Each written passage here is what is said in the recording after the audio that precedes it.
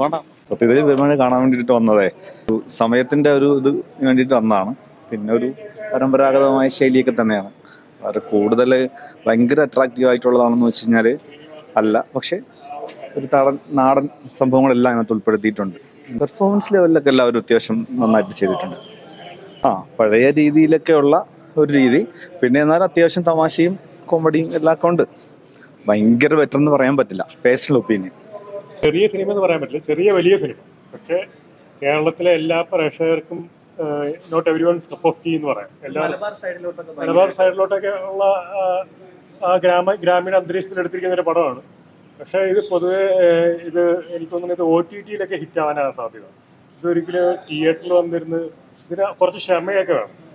നല്ല സിനിമ ആസ്വദിച്ചിരുന്ന് കാണാം, ആസ്വാദകർക്ക്. അല്ലാതെ ഒരു ഫാമിലി പ്രേക്ഷകർക്ക് ചിലപ്പോൾ എല്ലാവർക്കും ദഹിക്കണമെന്നൊന്നുമില്ല. കാരണം എല്ലാവർക്കും അങ്ങ് ക്ലിക്കാവില്ല പടം. പക്ഷെ നല്ല രീതിയിൽ ചെയ്തിട്ടുണ്ട്. നല്ല സിനിമാറ്റോഗ്രാഫി, പുതിയൊരു പിക്ചറൈസേഷൻ, നല്ല അവതരണം. പിന്നെ ലൂക്ക്മാനും വിനയ് ഫോർട്ട്